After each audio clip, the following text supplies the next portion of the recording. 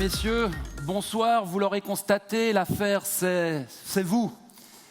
Madame la conseillère d'État, messieurs les conseillers d'État, mesdames et messieurs les représentants aux chambres fédérales, mesdames et messieurs les députés au Grand Conseil, mesdames et messieurs les représentants des autorités fédérales, cantonales et communales, mesdames et messieurs, chers membres, chers amis.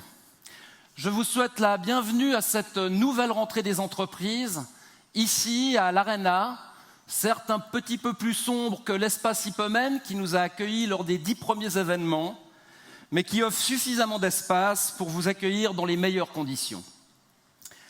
Après la célébration de notre 90e anniversaire, couronné par ce duo étonnant à la guitare entre un être humain et un robot, nous revenons cette année à un format un peu plus classique, mais qui, j'en suis certain, vous comblera grâce à l'organisation sans faille d'Anthony Montes et de ses équipes. 2019 est une année pour le moins contrastée. Année contrastée car si en janvier les signaux économiques étaient plutôt positifs, en cette fin d'été, les paramètres ont changé. Sur fond de guerre commerciale et de guerre d'échange entre les deux géants que sont les États-Unis et la Chine, d'un Brexit sans solution, de conflits sociaux en Russie ou à Hong Kong, ou encore de crise écologique en Amazonie, certains économistes évoquent aujourd'hui les prémices d'une récession au niveau mondial.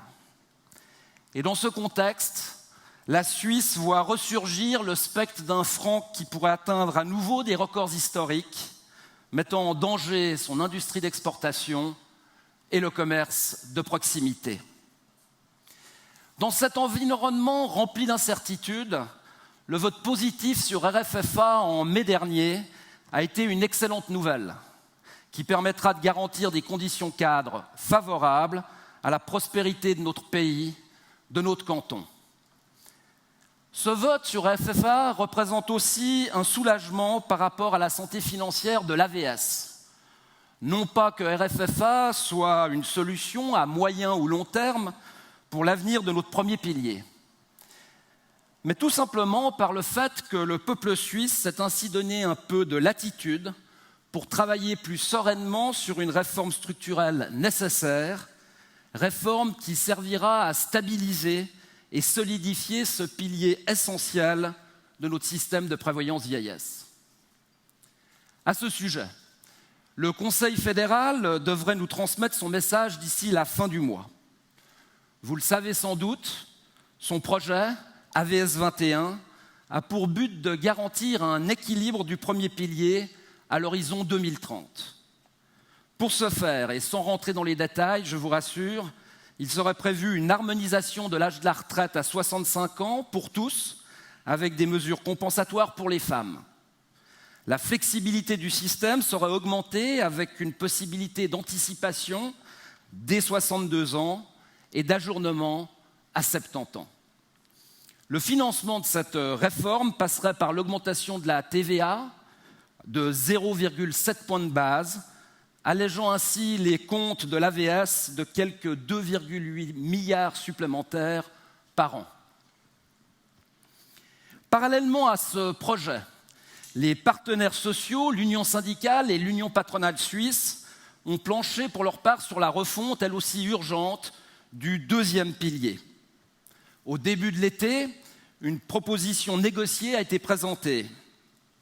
Cette dernière correspond à une baisse du taux de conversion à 6%, une uniformisation de l'âge de la retraite comme dans le premier pilier, à la division par 2 de la déduction de coordination et à une modification des bonifications de vieillesse ayant pour but de faciliter l'employabilité des seniors.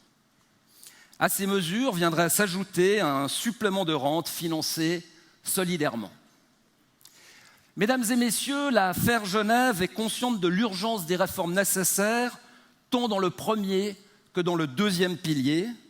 Et si sur le fond, elle peut adhérer au projet AVS 21, au niveau du deuxième pilier, c'est avec une certaine surprise que nous avons découvert les propositions faites par les partenaires sociaux. Alors que l'Union patronale avait vigoureusement rejeté le projet Prévoyance 2020 au motif que la hausse de 70 francs dans l'AVS ne pouvait se justifier, voilà qu'elle s'accorde aujourd'hui avec l'Union syndicale pour introduire une part de répartition dans un système de capitalisation. Alors si certaines propositions sont indiscutables et si d'autres nous paraissent très intéressantes, nous sommes en revanche réservés à l'idée d'introduire un mode de répartition dans le deuxième pilier. Il en va, selon nous, de la cohérence du système. De ce fait, souhaitant que les réformes de notre système de prévoyance vieillesse aboutissent, l'immobilisme n'étant pas une solution, nous proposons des alternatives constructives, avec l'espoir qu'elles puissent aboutir. Mesdames et messieurs, les réformes que je viens de citer seront à n'en point douter parmi les premiers dossiers d'importance dont devront traiter les chambres fédérales suite aux élections de cet automne. Et pour faire aboutir ces réformes, il est certain qu'une fois de plus, que c'est par le consensus que nous pourrons nous projeter sereinement vers l'avenir. La stigmatisation de l'adversaire, les dogmes ou autres luttes politiciennes ne seront pas, dans ces domaines comme dans d'autres, les postures à prendre. Mesdames et messieurs, les élections de cet automne seront aussi importantes pour d'autres dossiers, comme nos relations avec nos partenaires et bien entendu l'Union européenne, Blaise Mattei y reviendra dans son intervention, ou encore celui du climat, qui devient toujours plus un sujet de préoccupation pour la population comme pour l'économie. Pour ces élections, ce n'est pas moins de 191 candidats qui se présentent à Genève et plus de 4000 au niveau national. Face à cette avalanche de candidats, signe que notre démocratie se porte bien, il n'est pas possible pour moi de vous suggérer une liste de noms, tel un inventaire à la Prévert. En effet, on trouve sur de nombreuses listes des candidats de qualité, favorables à une économie libérale mais solidaire, conscients des enjeux du défi climatique, ouverts sur le monde et qui partagent nos valeurs. Au-delà des partis qui nous soutiennent traditionnellement dans ces valeurs, le PLR et le PDC, permettez-moi de vous recommander plus spécialement 2 candidats qui nous sont spécialement liés. D'une part, la présidente de Genève Tourisme et présidente aussi de la Fédération du commerce genevois, Madame Sophie Dubuis. Et d'autre part, M. Michel Matter, président de l'Association des médecins du canton de Genève et membre de notre conseil de direction. Au niveau du Conseil des États, l'été aura été animé par le feuilleton d'Éric Stauffer et de son énième retour en politique. Feuilleton qui ne doit pas nous faire oublier l'essentiel, soit la reconquête par l'entente des 2 sièges laissés vacants par l'alternative. Il est important que notre canton soit représenté de manière plus équilibrée à la Chambre des États, et c'est pourquoi je ne peux que vous recommander de voter la liste de l'entente composée de Béatrice Hirsch et de Hugues Pold. Leur expérience et leur complémentarité seront des atouts indéniables pour notre canton. Finalement, si les élections fédérales vont largement occuper l'actualité ces prochaines semaines, nous ne devons pas pour autant omettre de nous attarder quelques instants sur l'actualité cantonale. J'évoquais au début de mon intervention une année contrastée. Cette analyse s'applique aussi à Genève. Au rayon des bonnes nouvelles, j'en ai parlé, on peut citer le vote positif sur RFFA ou encore la bonne tenue des principaux indicateurs économiques de notre canton. En revanche, que dire du choix des Genevois quant à la réforme de la caisse de pension de la fonction publique ? En choisissant une solution qui n'apporte aucune mesure structurelle, les Genevois ont fait le choix de repousser de quelques années une réforme à laquelle la CPEG n'échappera pas. La fonction publique ne peut pas prétendre à des prestations qu'elle ne peut pas financer en comptant uniquement sur le contribuable genevois. La solidarité doit aussi exister dans ce domaine, au risque de se retrouver dans une opposition entre secteur privé et secteur public. Année contrastée, je le disais, aussi en termes de mobilité. Notre ministre en charge du dossier s'exprimera sur le sujet dans quelques instants, si bien que je ne m'y attarderai pas longtemps. Mais le contraste dans le domaine devrait être important dès le 15 décembre prochain avec l'inauguration du Léman Express, véritable RER du Grand Genève, colonne vertébrale de nos infrastructures en matière de mobilité. Contraste car si Genève est aujourd'hui synonyme de travaux et de chantiers, si les axes entiers ont été fermés durant la trêve estivale et le sont encore, nous ne pouvons qu'espérer que l'inauguration du Léman Express nous permette de changer de paradigme en améliorant de manière significative les déplacements et la qualité de vie dans notre canton. La concrétisation de ce projet plus que centenaire est la preuve que dans notre canton, il faut savoir être patient. On peut dès lors espérer que la prochaine révolution en matière de mobilité pourra se réaliser avec le bouclement de l'autoroute de contournement qui a été plébiscitée lors d'un vote populaire. Genève et sa région ont besoin de grands projets pour se projeter dans le futur. Mesdames et messieurs, pour conclure, permettez-moi de vous souhaiter une bonne fin d'été, d'espérer que vos affaires soient prospères et enfin que vous profiterez pleinement de cette soirée qui est placée sous le signe du réseautage et de la convivialité. Merci pour votre attention, excellente soirée à toutes et à tous et je cède à présent la parole à notre directeur général, M. Blaise Matet.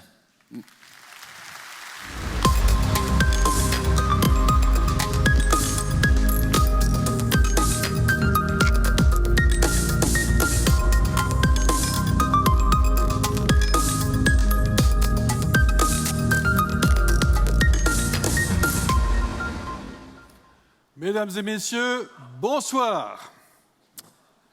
Il n'y a pas d'écho dans cette salle, c'est bizarre. Bonsoir. Voilà, formidable. Vous êtes avec nous, nous sommes avec vous. Et c'est cette communion que nous célébrons ce soir comme nous le faisons chaque année. Vous le savez, le monde se simplifie à maints égards. Pour vous et pour moi, l'accès à la technologie n'a jamais été aussi facile. Elle permet de faire circuler les biens, les services et l'information à toute vitesse, du moins dans nos sociétés qui le permettent. Il est vrai que derrière cette apparente simplicité, il y a de la complexité. Au plan politique, c'est le contraire. Tout se complique en raison des tensions mondiales. Et dire que l'on a cherché pendant des années à sortir de la complexité des échanges en créant un socle commun de règles. Ceci avec l'objectif d'assurer la prospérité du plus grand nombre. Alors, que peut-on faire? Se recroqueviller pour avoir l'illusion de se protéger? Dans le jeu des oppositions entre grandes puissances, seul le multilatéralisme apporte aux petits et moyens pays dont nous sommes la garantie de l'équité et de l'équilibre. À l'instar de la classe moyenne, ils sont les piliers de la stabilité des échanges internationaux. Avec le nationalisme et le populisme contemporains, les équilibres politiques, économiques et sociaux sont en danger. Il faut se méfier de ceux qui vous promettent le bonheur par le rejet de l'autre. Vous en êtes d'ailleurs très conscients, mesdames et messieurs. Vous soutenez très largement l'accord cadre entre la Suisse et l'Union européenne, comme vous l'avez indiqué dans notre récent sondage. Cet accord est certes bilatéral, mais c'est avec une dimension multilatérale qui n'aura échappé à personne et qui est l'un des éléments de la prospérité de notre pays. Doit-on rappeler que cet accord n'a été imposé par personne, mais qu'il a été négocié entre deux parties responsables? Et ne peut-on pas comprendre l'irritation du partenaire de négociation devant la valse hésitation de l'autre partie qui tarde à le signer? Ne voit-on pas, plus au large, la volonté destructrice du président de la plus grande démocratie mondiale qui ne supporte que sa conception de la concurrence? D'ailleurs, en quoi cet accord avec l'Union européenne serait-il concrètement si néfaste pour la Suisse? La protection des travailleurs est maintenue et peut être adaptée. Les marchés publics ne sont pas en danger et que je sache, la réglementation actuelle n'a pas empêché les dérives sur certains gros chantiers dernièrement. La démocratie est préservée. Et s'il y a un différend entre l'Union européenne et la Suisse, ce qui d'ailleurs peut arriver à chacun d'entre nous avec ses relations, il se réglera devant un tribunal arbitral neutre, soit une justice indépendante. Et c'est là un élément fondamental. On verra, pour tous ceux qui se donnent la peine de lire cet accord, et je crains qu'ils ne soient pas si nombreux que cela, que l'accord cadre est loin d'être le démon que l'on dépeint. Il est politiquement, socialement, économiquement et juridiquement équilibré. Genève a la chance d'être l'un des centres du multilatéralisme si chahuté actuellement. Le canton, avec l'ensemble de l'arc lémanique, accueille de nombreuses entités diplomatiques, de très nombreuses organisations non gouvernementales et des entreprises multinationales.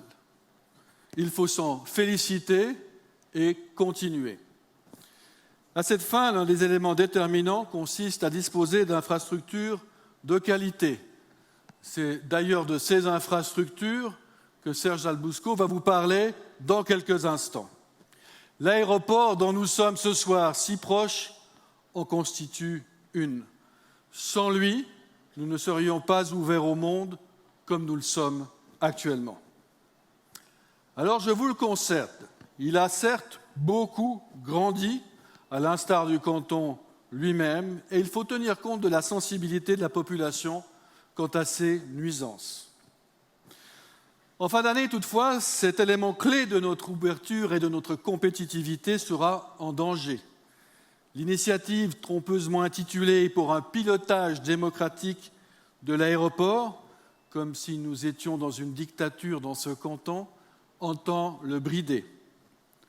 À vous de ne pas vous laisser leurrer par ce texte et de le rejeter. Le débat sur le multilatéralisme va au-delà des infrastructures et de la fiscalité mentionnées par votre président. Ce sont bien entendu deux éléments fondamentaux. Mais ce débat s'étend à toute la chaîne de valeur et à sa conformité au principe d'un travail décent. Depuis plusieurs années, les entreprises multinationales ont mis en place des dispositifs fort complets de contrôle des conditions de travail. C'est la raison pour laquelle elles sont partie prenante dans la discussion sur le contre-projet à l'initiative fédérale pour des entreprises responsables. L'affaire Genève les soutient, ce qui a d'ailleurs été mentionné dans un article du Temps de l'ancienne présidente de la Confédération, Mme Calmiret, et de M. Cornelio Sumaruga, ancien président du CICR, article publié aujourd'hui. Un contre-projet indirect, avec des objectifs de transparence clairs et raisonnables, et sous condition, bien entendu, du retrait de l'initiative, nous semble être la voie à suivre. La Suisse n'a pas à juger unilatéralement et sans nuance la moralité des échanges commerciaux du reste du monde, mais elle peut contribuer à leur amélioration par un texte équilibré. Curieux pays qui oublie parfois les bienfaits du multilatéralisme dont il bénéficie et dont il est l'hôte. Si l'on veut affronter des temps qui s'annoncent plus difficiles, il nous paraît préférable de sortir rapidement de ces contradictions. Bonne soirée, mesdames et messieurs, à toutes et à tous. Réservez un bon accueil à nos ambassadeurs. Vous l'avez déjà fait, j'ai pu le constater à l'entrée de l'Arena, mais ils repasseront vers vous pour vous demander ce que vous pensez des relations que vous avez avec nous. ça nous sera très précieux pour vous et pour nous, pour le futur, et amusez-vous bien.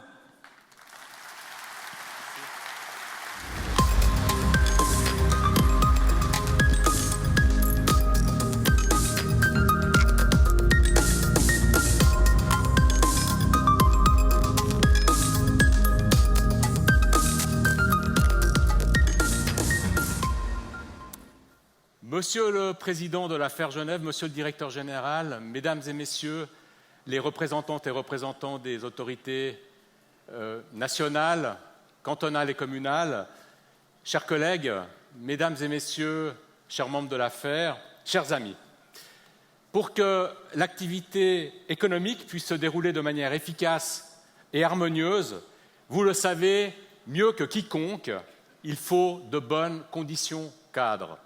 Votre président l'a dit, c'est une condition absolument indispensable. Et c'est également l'avis du Conseil d'État qui voue une attention toute particulière à ces conditions, et en particulier aux deux premières priorités dans ce domaine qui figurent dans son programme de législature. La première, le président l'a rappelé, c'est la fiscalité. Une fiscalité qui favorise l'emploi et l'investissement, et fort heureusement, sur ce point, un grand pas a été franchi en mai dernier avec l'adoption de cette réforme tant attendue. Elle entrera en vigueur dans quelques mois, le 1er janvier prochain. L'autre priorité, le président l'a également mentionné, les infrastructures et la mobilité, c'est également un élément sur lequel cette fin d'année nous permettra de connaître de grands changements. Ce sera la concrétisation, le 15 décembre prochain, de la mise en service du Léman Express. Une fiscalité attractive, une mobilité qui l'est tout autant, c'est indispensable pour nos entreprises. Avec le Léman Express, je l'ai indiqué, c'est une réforme majeure, c'est peut-être même une révolution, car nous voulons que ce nouveau réseau, ces nouveaux services, changent en profondeur nos habitudes de déplacement, comme ont su le faire d'ailleurs de nombreuses villes et de nombreuses agglomérations comparables à la nôtre, et pas seulement en Suisse. Lorsqu'on se compare à de nombreuses villes, on mesure le retard que nous avons accumulé au cours du temps et que nous comblons peu à peu à la faveur des investissements massifs qui ont été effectués au cours de la dernière décennie et à la faveur de ceux qui marqueront les décennies à venir. Tout au long de l'année écoulée, j'ai expliqué le grand potentiel d'amélioration qu'apportera le Léman Express pour la mobilité et la qualité de vie dans la région. Je ne vais pas revenir en détail sur ce réseau, mais, que vous connaissez évidemment certainement, mais il vaut la peine quand même de rappeler que les 230 km de voies et les 45 gares qui le constitueront représenteront et deviendront véritablement la colonne vertébrale de toute notre agglomération franco-valdo-genevoise. Il sera possible demain de rejoindre de manière directe, confortable et avantageuse des destinations à partir des gares genevoises dont on n'a pas l'habitude de rejoindre en train, comme Annemasse, Évian, Thonon, Annecy ou Saint-Gervais. On pourra aussi bénéficier de manière massive de la refonte des réseaux de transport en commun, avec le réseau des TPG ici à Genève, qui va subir beaucoup de modifications, mais aussi en France, des réseaux qui vont rabattre les voyageurs sur les gares avec une grande amélioration de l'offre. Dans notre canton, mesdames et messieurs, 88% des habitants et 82% des emplois seront situés à moins d'1,5 km d'une gare du Léman Express. En Haute-Savoie, les 87% des personnes, des pendulaires qui aujourd'hui prennent leur voiture pour se rendre à Genève, bénéficieront enfin d'une alternative efficace. En Suisse comme en France, les pouvoirs publics ne ménagent pas leurs efforts pour accompagner ce changement qui doit être le plus massif possible, en multipliant les mesures d'accompagnement avec une offre accrue en parking relais, une offre accrue en vélostation, en parcours de mobilité douce, ainsi qu'avec des tarifs qui seront attractifs. Pourquoi ces efforts intenses ? Eh bien parce que nous ne voulons pas que cet effort global de près de 2 milliards de francs en Suisse et en France ne soit pas vain. Pour qu'un maximum de personnes profitent d'une vraie amélioration de leur qualité de vie, aujourd'hui altérée par toutes ces heures passées dans les bouchons. Pour que la qualité de notre environnement et de l'air que nous respirons s'améliore. pour que chacune et chacun d'entre nous puisse apporter une contribution concrète à la lutte contre cette menace que constitue incontestablement le réchauffement climatique, en adoptant des comportements responsables. Ce sont là de très bonnes raisons. Et j'en vois une supplémentaire. Tous ces efforts, tous ces investissements ont aussi pour but que les entreprises, ces entreprises que vous animez quotidiennement, dans lesquelles vous donnez toute votre énergie, votre engagement, que ces entreprises puissent continuer à se développer dans des conditions optimales, pour qu'elles puissent travailler sans devoir perdre des heures dans la congestion du trafic, sans arriver en retard chez leurs clients, se concentrer sur leurs produits, sur leurs services, sur l'innovation, sur la formation des collaboratrices et collaborateurs, sans devoir subir les entraves du trafic et sans devoir en assumer des coûts exagérés. Si on veut parvenir à cela, mesdames et messieurs, il faut que les routes soient libérées de ceux qui les encombrent inutilement, au préjudice de notre économie. Le Léman Express nous offre une possibilité, une opportunité exceptionnelle d'aller dans ce sens, à condition que ceux pour qui il représentera, dès le 15 décembre, une alternative crédible, l'utilisent massivement dès le premier jour en libérant les routes en conséquence. Ce défi, nous sommes prêts à le relever, mesdames et messieurs, mais nous avons besoin, je le répète, nous avons besoin de vous. Car la mobilité de demain, c'est avec vous les chefs d'entreprise, que nous devons la construire. Nous avons besoin de vous, de vos cadres, de vos collaboratrices, de vos collaborateurs, pour nous accompagner activement sur le chemin du changement. Nous devons travailler ensemble pour changer ces habitudes, des habitudes prises depuis si longtemps qu'on ne se pose même plus, on ne sait même plus pourquoi on les avait adoptées, alors que les alternatives existent et qu'elles vont même être massivement renforcées. Je peux vous le dire car nous sommes entre nous un petit comité. En matière de mobilité, nous devons tous faire un travail d'introspection, enfin presque tous, car certains d'entre nous l'ont déjà fait avec grand succès. Ils se sont déjà posé la question de savoir s'ils n'étaient pas un peu responsables de la congestion des routes, par exemple en offrant à leurs employés la possibilité de parquer leur véhicule durant toute la journée, gratuitement ou à un prix modique. Se poser la question, c'est y répondre, et c'est répondre par l'affirmative. Dans certaines entreprises, le virage a été pris et des plans de mobilité ont été introduits avec grand succès. On a préféré, par exemple, offrir des abonnements de transport public plutôt que des places de parc. On a peut-être réservé celles-ci, les places de parc, donc, à celles et ceux qui choisissent de partager leur voiture à 2, à 3, à plus même, pour venir travailler. On a peut-être installé des douches ou des installations de recharge de batterie pour favoriser l'utilisation du vélo ou du vélo électrique. Mon propos ici n'est pas de nous culpabiliser, mais plutôt de valoriser ces comportements vertueux qui non seulement ont un effet positif sur notre environnement, mais également et surtout des effets positifs sur nos entreprises. Moins de stress pour vos employés, moins de temps perdu pour vos transports professionnels, moins d'argent gaspillé. Tout cela est positif pour notre économie et pour notre collectivité. Alors j'en appelle à vous, mesdames et messieurs, vous les chefs d'entreprise, aidez-nous, car vous détenez certaines clés de ce changement. Entraidons-nous pour entrer ensemble dans cette nouvelle ère qui sera bénéfique à toutes et à tous. De notre côté, nous venons de mettre en place un nouveau guichet unique destiné à vous aider, vous, les chefs d'entreprise, à réaliser des plans de mobilité d'entreprise et à encourager le changement de comportement de vos collaborateurs. Ce guichet offrira un service personnalisé où vous pourrez obtenir des conseils adaptés à votre situation spécifique.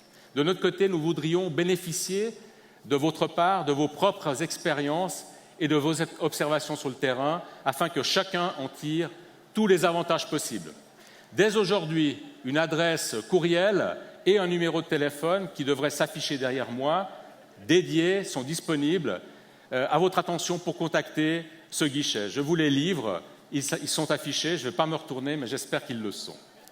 Grâce au cercle vertueux que nous allons tous pouvoir instaurer ensemble, l'évidence sautera alors aux yeux de tous. Plus qu'un aboutissement, le Léman Express apparaîtra comme un nouveau commencement, où la difficulté majeure sera certainement d'en gérer le succès et de répondre aux attentes et aux besoins. Car si l'on regarde ce qui se passe ailleurs, et il n'y a pas de raison que Genève constitue une exception, eh bien, ce qu'on constate, c'est qu'un système de transport aura toujours besoin d'être renforcé et d'être étendu. Tout simplement pour répondre à la demande qu'il va susciter, on peut prendre l'exemple du RER zurichois, la S-Bahn, ou du M2 lausannois. La conséquence de ce principe, c'est que nous devons d'ores et déjà penser à la suite. Et nous nous y attelons. Les chambres fédérales vont tout prochainement confirmer les financements prévus pour moderniser la ligne en direction de la Plaine où les trains pourront circuler avec une fréquence d'un quart d'heure.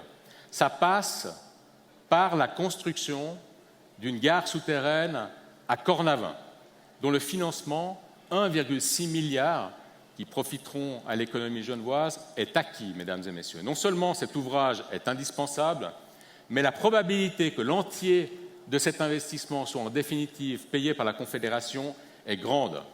Or, il se trouve que certains tentent aujourd'hui de semer le doute en propageant l'idée, à mes yeux farfelue, qu'il serait mieux de détourner les trains par la gare de l'aéroport, quitte à augmenter leur temps de parcours jusqu'à Lausanne de plus de 10 minutes, en mettant en pièces, à cette occasion d'ailleurs, ce que beaucoup nous envient, l'horaire cadencé suisse. C'est un non-sens absolu.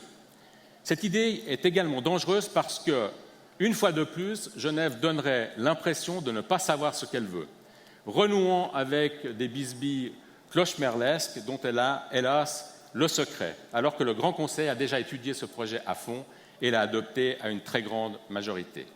Pire encore, cet argent fédéral, obtenu de haute lutte et qui est indispensable pour rattraper notre retard, eh bien, cet argent pourrait nous échapper et faire le bonheur d'autres cantons qui ont su se montrer, c'est souvent le cas, beaucoup plus pragmatiques et plus efficaces que nous. Je me permets d'insister sur ce point, mesdames et messieurs, vous qui représentez les milieux économiques, et solliciter votre soutien sur ce point-là. Cet argent et ce temps que nous risquons de perdre auraient des effets catastrophiques. Tergiverser n'est plus une option. Nous devons, vous l'aurez compris, continuer à investir dans notre infrastructure et dans l'infrastructure de transport en commun. Il en va de notre prospérité, il faut le rappeler une fois encore. Oui, nous devons construire cette gare souterraine en tenant d'ores et déjà compte de la capacité qui devra être la sienne lorsqu'on devra étendre le réseau, parce que ce réseau est appelé à s'étendre. Nous travaillons déjà à une nouvelle ligne du Léman Express. On n'attendra pas 100 ans cette fois-ci, à construire essentiellement souterrain qui permettra de relier tous les pôles d'emploi et de développement du canton. Il n'est pas concevable, par exemple, à terme, qu'une zone où, dans quelques années, on trouvera plus de 16 000 emplois, la zone industrielle de Plan-les-Ouates, ne soit pas raccordée directement au réseau RER, même si le tram va arriver là-bas en 2021. Il n'est pas normal que des nouveaux pôles urbains dans lesquels il y aura des dizaines de milliers d'habitants dans quelques décennies, au Cherpine par exemple ou à Bernay, ne soient pas non plus raccordés à ce réseau. C'est pour ça que nous voulons que ces secteurs soient raccordés, reliés par une ligne qu'on appelle une ligne diamétrale qui passerait par la Praille, qui passerait par Cornavin, les Nations, l'aéroport, Mérin, jusqu'à la Zimeza. Et des études sont d'ores et déjà prévues et même en cours, et le but, c'est d'insérer cette infrastructure dans la planification fédérale. On parle ici d'un investissement de l'ordre de 4 milliards. C'est très important, mais c'est très important pour notre agglomération. Je le rappelle, la première de Suisse romande et la deuxième du pays. Nous avons besoin de ces financements fédéraux pour permettre ces développements. Mais pour cela, il faut être clair, il faut être déterminé. Clair sur ce que nous voulons, en cessant de créer le trouble et l'incompréhension de la Berne fédérale, par une remise en question constante de nos choix et des choix qui ont été par ailleurs déjà effectués. Au contraire, nous espérons que la députation que les représentants qu'on va bientôt envoyer à Berne, à qui je souhaite bonne chance, afficheront une belle unité pour défendre nos intérêts cantonaux, comme savent si bien le faire la plupart des confédérés. Mesdames et messieurs, la mobilité est l'un des domaines où les changements sociétaux et technologiques conduisent le plus à remettre en cause nos certitudes. Mais certaines d'entre elles demeurent et se voient même renforcées. En effet, malgré la dématérialisation, malgré la numérisation, la nécessité de déplacer des personnes et des biens va subsister, elle va même se renforcer. Et la mobilité se concevra toujours plus comme un service, ou plutôt des services interconnectés, favorisant la combinaison de plusieurs modes de transport. Pour autant, nous n'échapperons pas à deux évidences, en particulier ici à Genève. La première, c'est que l'espace à disposition est limité, il n'est pas extensible. Et il faut développer des systèmes de transport à haute capacité permettant de transporter un grand nombre de personnes efficacement, rapidement, jusqu'au cœur des agglomérations. Le deuxième, c'est le fait que nous avons le devoir, nous avons l'obligation de le faire avec des moyens respectueux de notre environnement et de notre climat. Avec le Léman Express, avec enfin le train qui va entrer dans le quotidien des Genevoises et des Genevois et des habitants de la région, nous répondons parfaitement à ces exigences et à ces évidences. Il faut poursuivre son développement en l'enrichissant de différents éléments pour le rendre encore plus efficace, plus de parkings relais, plus de vélostations, plus de pistes cyclables, plus d'éléments favorables à l'économie et à la qualité de vie. Je suis sûr que certains d'entre vous sont en train de penser si je suis en train, sans jeu de mots, de condamner définitivement la mobilité individuelle motorisée, en particulier la voiture. La réponse est non. Avec le changement, et je vais vous démontrer pourquoi, avec le changement d'habitude auquel nous aspirons, avec le fait que de nombreuses personnes vont pouvoir libérer les chaussées et renoncer à l'utilisation de la voiture, eh bien, avec ces résultats positifs, nous allons pouvoir mettre en application de manière plus efficace la volonté populaire, et en particulier cette loi sur la mobilité cohérente et équilibrée que le peuple a votée il y a exactement 3 ans. On va pouvoir le faire parce que le trafic routier va diminuer à Genève du fait de la mise en service de cette infrastructure.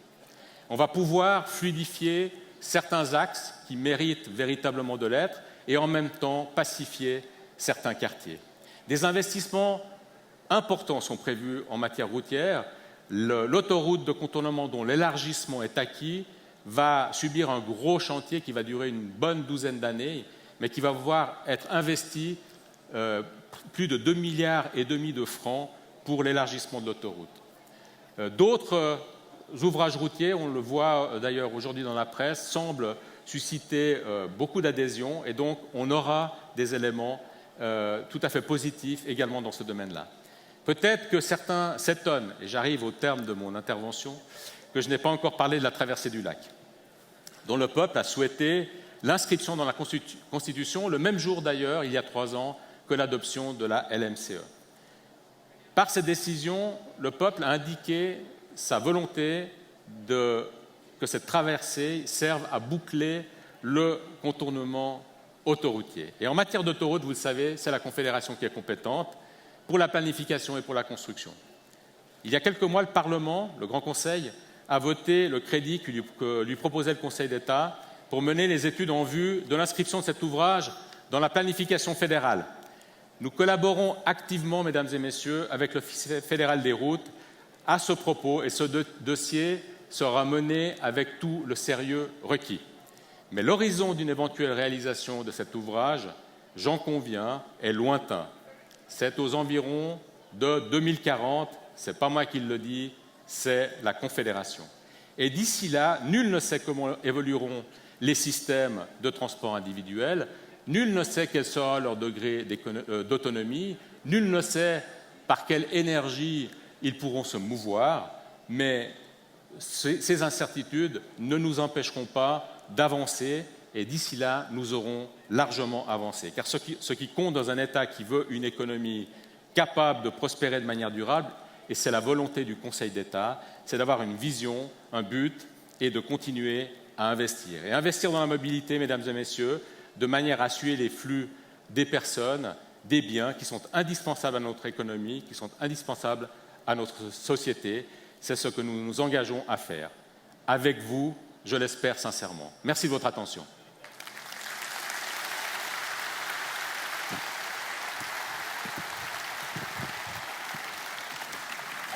Merci. Mesdames et messieurs, cette partie officielle est à présent close. Profitez pleinement de cette soirée et vous l'aurez compris, ne restez pas immobile. Bonne soirée à toutes et à tous.